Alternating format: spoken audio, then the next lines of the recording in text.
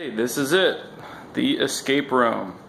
This is kind of a view from the doorway, looking inside the room. You got a couple of blank walls, this workbench area, some cabinets and shelves, and then this thing here, which is a tube with a bunch of locks on it that all go through this little cable that goes through the inside of the tube. You got locks all the way from the bottom to the top. So once people are locked in the room, this will be what locks them in. It's a lock that has different directions on it. Oh, that's not good. I'll have to look at that later. Looks like it's kind of jammed. Anyway, so once they look around the room, they're going to find different puzzle objects, like this battery that plugs into this USB port. Turns this guy on. It's a laser. Where is it pointing? This wall over here. Meanwhile, they will find this mirror, which, when they look at the wall, they'll see a circle. Hey, it's about the same shape as this mirror. What happened? Put it on the wall here. You see the mirror reflects it. Bam, over there against the wall, right next to that weird looking little hole. Well, let's go check that out.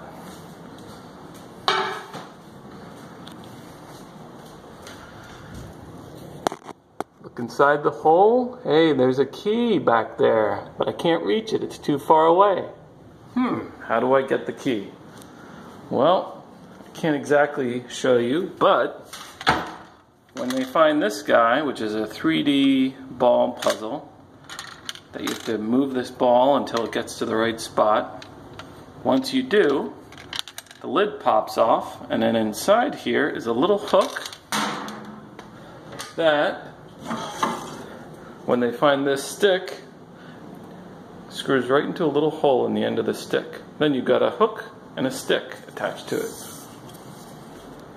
Bam, goes inside the hole here, latch on to the key, which is not easy to do because you have to go all the way in, slowly pull it back out and unhook it from the elastic band that holds it in there. That key gets you lock number 1. Now if you notice here, I've got some hints in these envelopes for if people really get stuck on it.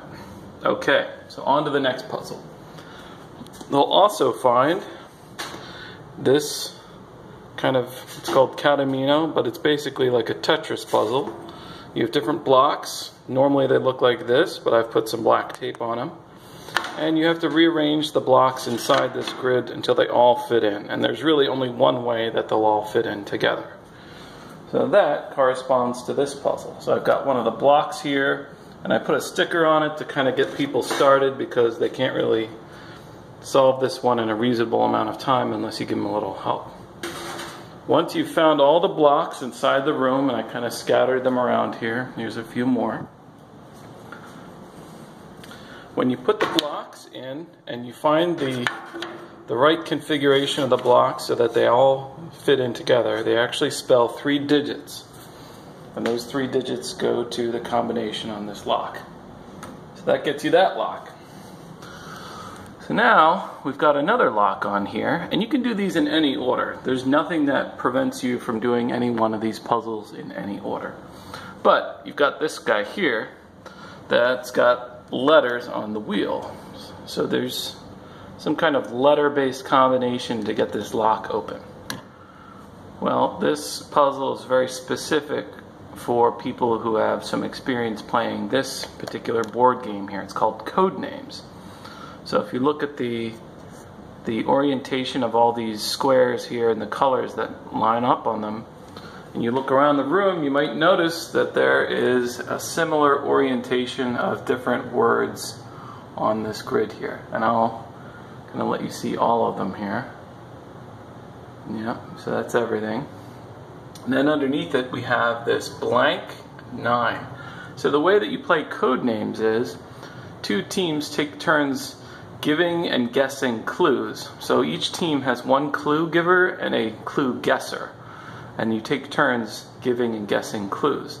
And the clues are one word that you're trying to get. Let's say you're on the red team, your teammate to guess as many of the red words as possible without guessing any of the blank ones or the blue ones. So in this case, we've got in red blank 9. So normally to get your partner to guess the clues, you get one word and a number, and that number indicates how many of your cards that number applies to. So since I've given the number 9 here, I'm having all 9 of the red words have one clue, one word that links them all together. So in this case, the words tower, fall, bear, bottle, bed, tap, and buffalo. I think that's it. And you have to come up with one word that links all of those words together, and I'm not going to tell you what it is. But once you do, that word entered in here pops that lock open. Alright, so moving on, we've got another one here. This has got a little pyramid on it. Okay, well, if we look over here, we see a lot of Egyptian sort of imagery. And as it so happens, it corresponds to this lock here. So looking at this picture, you might notice fairly right away that it says Magic Eye on it. So anyone who grew up in the 90s will remember what a Magic Eye puzzle is, and that you need to kind of unfocus your vision to see the stereogram that's kind of buried inside the main image itself. So when they do that, and look here in this region, 3 Egyptian symbols are hidden inside this image. So it's not easy for people to do Magic Eye, but if you are good at it, this one shouldn't be too problematic. And if you're not good at it, you'll be stuck on this forever. Anyway, I've got 9 different Egyptian symbols underneath the image. 0 on this one and 9 on this one to help indicate that they are encoding for the numbers 0 through 9. So when you do identify the 3 symbols in this image, you find the corresponding symbol, get the number from the symbol, enter it into the lock, and open it up.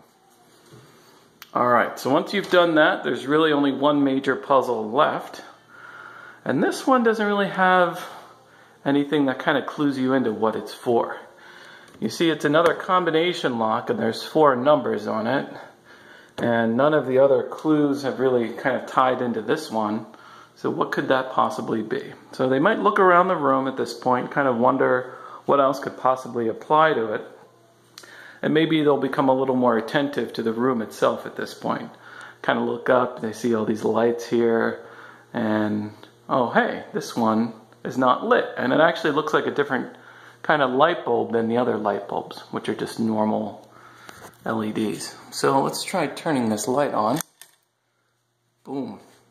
Hey, that's not a normal light. It's kind of got this bluish glow to it. Oh, and what's this over here on the wall? We've got these letters that are showing up now. 5732. And these words above it, your salvation lies below.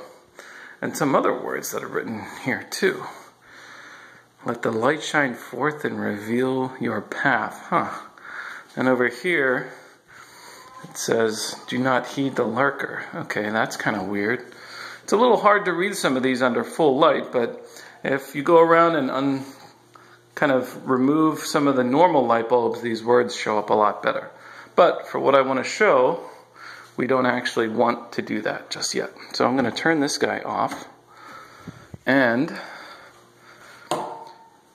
show you what happens next. So you've got these numbers here. Okay, well then maybe that's the clue. So you go over to the lock, you enter in that combination, 5732, but it's not going to work. Okay, so that didn't work. Well, what else could it be? That seems like that should be the answer, right? Well, let's read some of these other statements a little more closely. He lies in darkness. What does that mean? Well, maybe there's something to do with darkness, because I haven't made it very dark in here yet. So let's see what happens when we do that.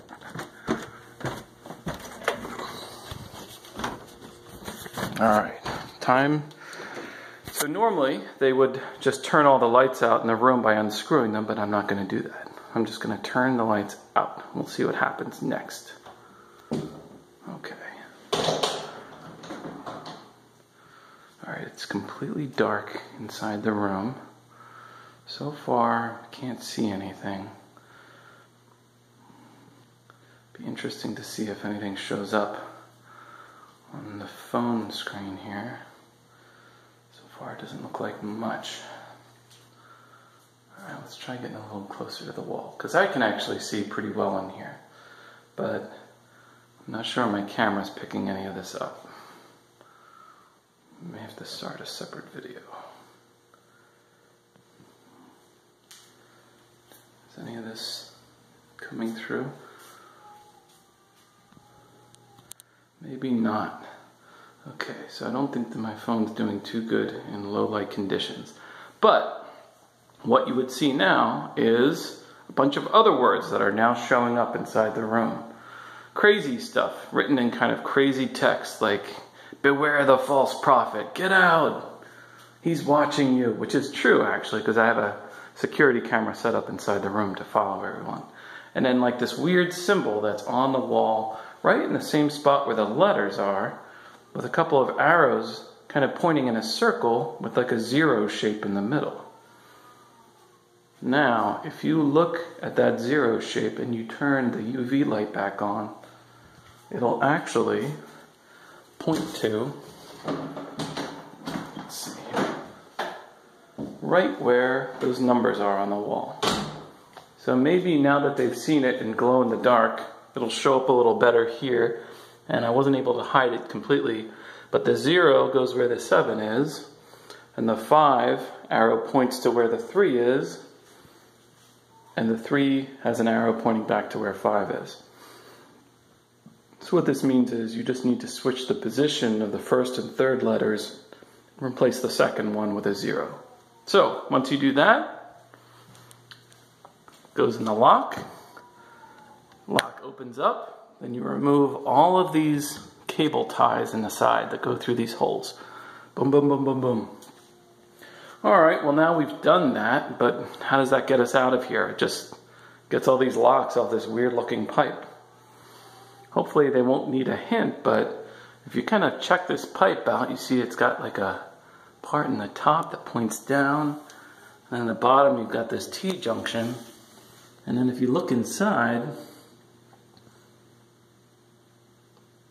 it's very difficult to see from this angle, but you can feel in there a little wire and a ping pong ball. Alright, so there's a ping pong ball in there, and somehow it's the answer, and it couldn't come out before because of these cables in the way. So how do we get the ball out now that the cables are out of the way?